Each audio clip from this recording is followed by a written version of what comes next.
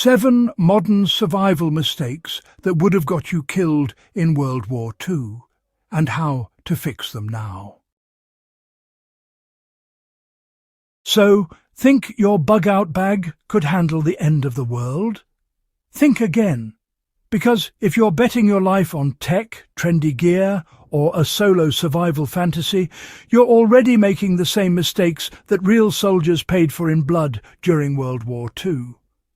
Back then, survival wasn't about filters, freeze-dried meals, or satellite maps. It was about grit, ingenuity, and, well, knowing how to stay alive when everything else failed. Today, most of us have forgotten those lessons. Let's change that. The lone wolf trap. The internet has really sold the myth of the solo survivor, the rugged individual who disappears into the wild, living off skill and sheer willpower. Sounds heroic, right? But in World War II, that mindset got people killed. Soldiers who broke away from their units rarely made it. Those who survived, they did it through teamwork, trust, and shared responsibility. In modern prepping, we've flipped that lesson on its head. Everyone wants to be self-sufficient, but true survival has always been about interdependence. The most resilient communities in wartime were those that relied on each other for food, shelter, and security. Whether it was Allied squads behind enemy lines or families surviving bombed-out cities, cooperation was the real weapon. If your survival plan doesn't involve a trusted circle of people who can cover each other's weaknesses, you're not prepared. You're gambling. In crisis, strength isn't measured by how much gear you own, but by how strong your network is. The tech trap. We love our gadgets. GPS watches, solar chargers, satellite messengers. Modern survival looks like a catalogue of battery-powered hope. But World War II taught a harder truth. Tech fails. Always. Radios jammed, engines froze, maps burned. And when that happened, the survivors were those who could adapt on the fly.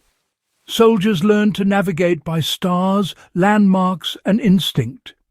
Mechanics turned broken parts into improvised tools. Ordinary people in occupied territories found ways to communicate without electricity or phones. That's survival, the ability to think and act when your tools betray you.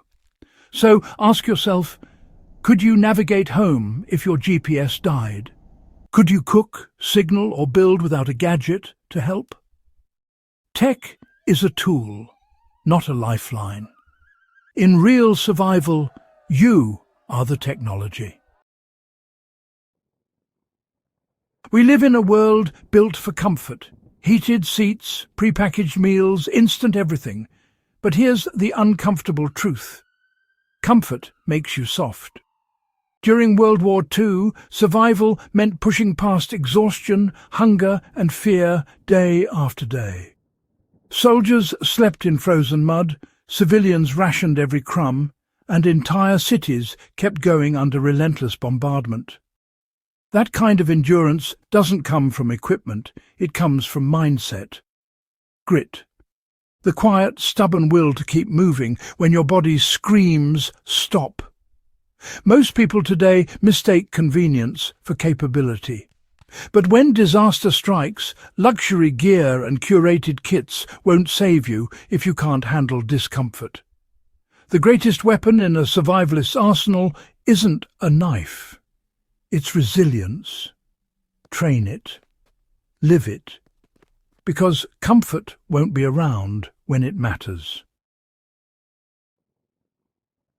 Everyone talks about skills and supplies, but few talk about the mind. Fear, panic, and despair can unravel even the best survival plan in minutes. World War II commanders knew this well. They saw how morale decided battles as much as bullets. A unit that stayed calm and focused could hold out against impossible odds. One that panicked was already lost. In today's world, mental toughness is often overlooked, but whether it's a blackout, disaster, or total collapse, your brain is your first and last line of defense. Learning to manage fear, stay rational, and keep hope alive under stress is what separates survivors from victims.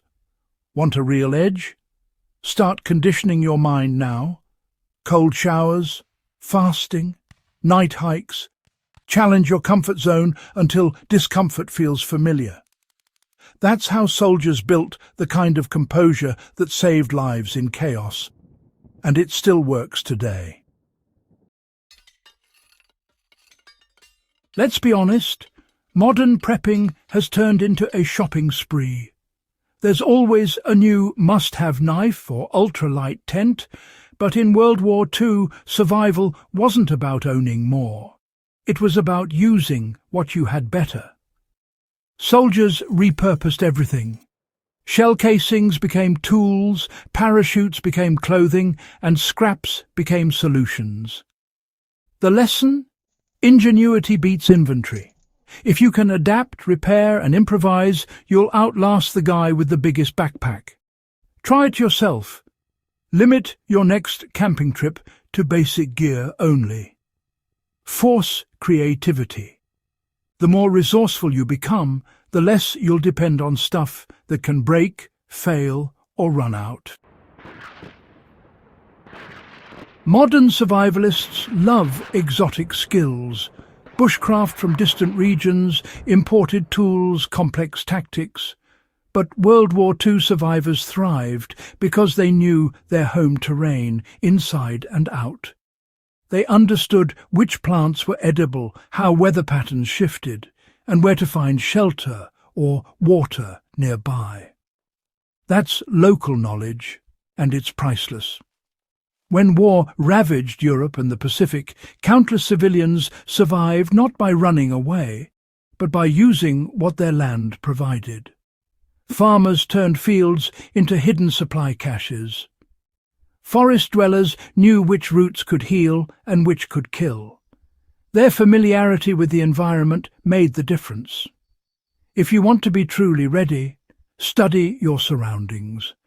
Know the soil, the plants, the roots, and the seasonal shifts of where you live. High-tech survivalists may have maps, but locals have instinct, and instinct wins every time. In every World War II story, one theme stands out: leadership. Not the kind from rank or medals, but the kind that shows up in crisis. Someone who keeps calm, makes decisions, and inspires others when chaos takes over. Modern survival culture rarely talks about this, yet is one of the most critical factors. In a real emergency, people freeze, argue, or break apart. The person who can stay centered, delegate, and motivate will be the reason a group survives. Leadership isn't about control. It's about responsibility. Practice it now. Lead small teams. Volunteer in pressure situations. Learn how to guide without ego. Because when survival becomes reality, people don't follow the strongest. They follow the calmest. World War II didn't just rewrite history, it rewrote survival itself. The lessons learned in trenches, bomb shelters, and occupied cities still apply today. Strip away the tech, the gear, and the internet, and what's left is the raw essence of human endurance: courage, adaptability, and community. So before you pack another shiny gadget or watch another ultimate bug-out video, ask yourself, would this mindset have survived 1944? If not, maybe it's time to rethink your plan. Stay sharp, stay humble, and stay ready. If you found value in this breakdown, hit that subscribe button and share this video. The more we learn from the past, the better prepared we'll be for whatever comes next.